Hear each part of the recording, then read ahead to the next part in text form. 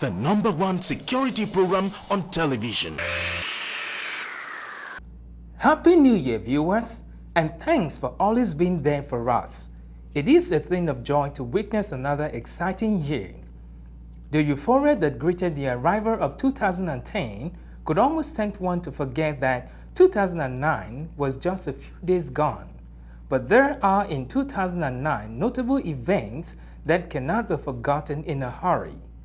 In the police domain, it was the year of notable events as the Nigerian police force witnessed a potpourri of activities, one of which was the retirement of the former Inspector General of Police, Sir Dr. Mike Okiro, from the police force, having reached his mandatory age of 60.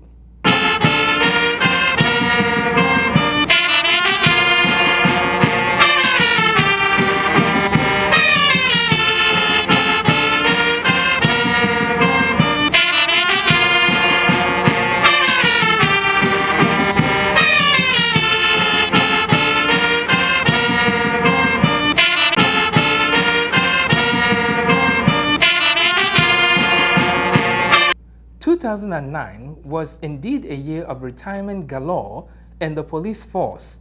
Apart from Sir Dr. Mike Okiro, 3 DIGs and other senior police officers retired from the force. COS 21, set of 1974, also retired from the police force, as this is the first time a group of officers will be retiring as a set. It was, however, surprising how destiny played out for these two friends. Even while Mr. Onovo was extolling the good leadership qualities of the outgone Inspector General, little did he know that destiny was beckoning on him to take over from Okiro as the 14th indigenous Inspector General of Police.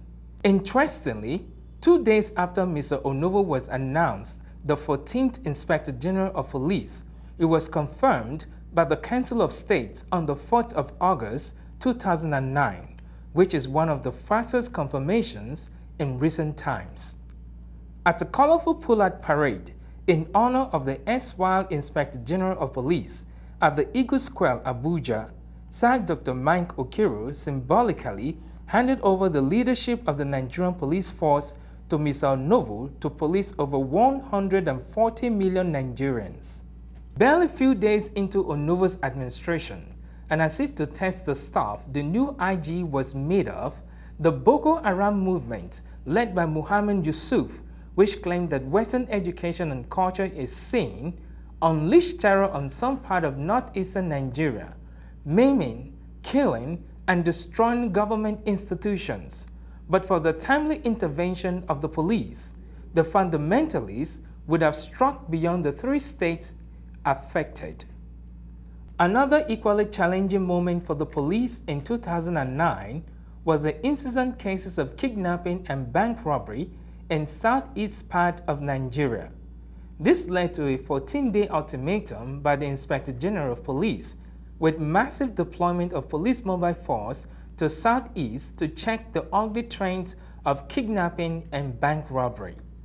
In a bid to further strengthen the police for quality service delivery, the Inspector General of Police called a meeting of senior police officers from Commissioner of Police and above at the Force Headquarters, Abuja, to re-examine the strengths, weaknesses, opportunities, and threats confronting the police.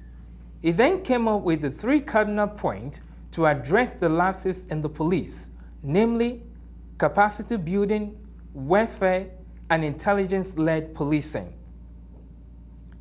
In this regard, the Inspector General of Police launched training and retraining campaign for officers and men of the police.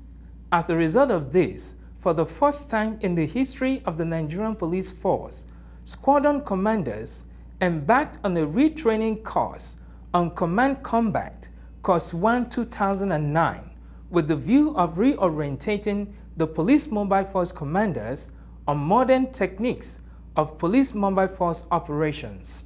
Yeah! Yeah! Yeah! Yeah! Yeah! Yeah! Yeah! Yeah! Yeah!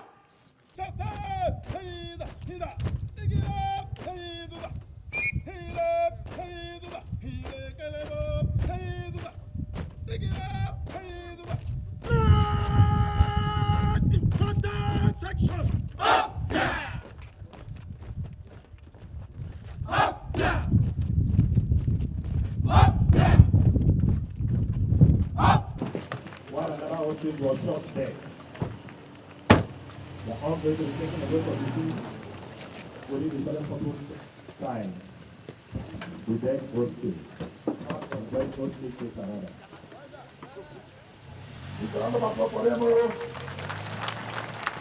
Receiving the cadet ASP and inspectors into the noble career of policing at the Police Academy in Wudin, Kano State, the Inspector General of Police urged the cadet ASP and inspectors to use the powers that the force gives them within the law. Be that as it may, the year 2009 was not all about challenges for the police, as the Inspector General of Police goodwill paid off when he visited some state commands and police formations across the country to commission equipment donated to the police. The Inspector General of Police visit to Lagos witnessed the commissioning of 28 operational vehicles to the police anti-bomb unit. While in Anambra State, the IGP commissioned 10 additional patrol vehicles donated to the police by the Anambra State government. Receiving the vehicles, the IGP assured the Anambra State government that the vehicle will be put to judicious use in fighting crime in the state. The police boss also paid a visit to the Abia State Command, where he commissioned 40 Hilux patrol vehicles donated to the police by the Abia State government. The IG assured the Abia State government that the vehicle will go a long way in fighting crime and criminality in the state. In another development, Minister of Police Affairs, Dr. Ibrahim Lamin, while recanting the activities of his ministry in 2009 before the press, stated that his ministry gave priority to 5 key areas of the police, which are capacity building, equipment and logistics, image of the police, community policing, and welfare, for which 21,230,630,000 naira was budgeted, with 80% of capital budgets implemented as at press time. The Nigerian police successfully hosted the last meeting of the West African Police Committee, WAPCO, 2009 in Abuja, where Mr. Onovo was made the new chairman of the regional body. At the event, police chiefs of West African sub-region deliberated on regional cooperation and security. The year 2009, with its many internal security challenges, were effectively tackled by the dexterity of the Inspector General and his management team. This, no doubt, accounts for the low crime rate being experienced in the country today. The Inspector General of Police achievement in the fight against crime and criminality in 2009 are indeed remarkable, but this could not have been possible without the unflinching support of good-spirited Nigerians, officers and men of the police, some of whom had to pay the supreme price of death while protecting lives and property in the fatherland. Against this backdrop, crime fighters sought the opinions of members of the public on the expectations of the police in 2010. My expectation for the police is that I would urge other states within the federation to emulate Lagos State, so that it's not because they want to eliminate, no society can eliminate crime. For as long as man endures on the surface of the earth, crimes will be with us. But the problems we have most times is this culture of impunity. People committing crime and believing, hoping and believing that they will get away with it. And most times they do get away with it. And that is why we have had this multiplicity in crime. So all manner of crime, whether it is cyber crime, whether it is the ordinary crime, or whatever. So we want a situation where other states will emulate Lagos to reduce the incidents of crime in our society. Even as it is now, Lagos State is we are still trying to perfect what we have started. It's a process. It's not a destination. Crime fighting is a process. Because every day, these criminals keep coming up with new devices, new methods, new ideas as to how to beat the laws of the land. But our own desire is to see a crime outfit, a law enforcement agent that is equal to the task. so that the law enforcement agents should always be a step ahead of the criminals, the men and women of the underworld. Well, I would expect a more equipped police, because these days, in order to fight crime, you really have to be equipped. You have to be well taken care of. I mean, somebody that needs to go and fight crime has to be sure that his family will be taken care of if anything should happen to him in the line of duty.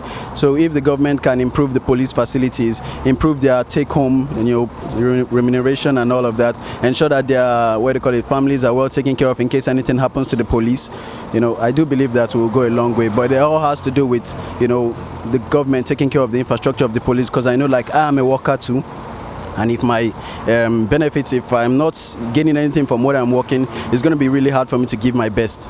So I think that if their facilities are improved, if their income is increased, if their welfare is really taking care of their families and all of that, Nigerian police will do very well. I just believe that the government should invest more in the police.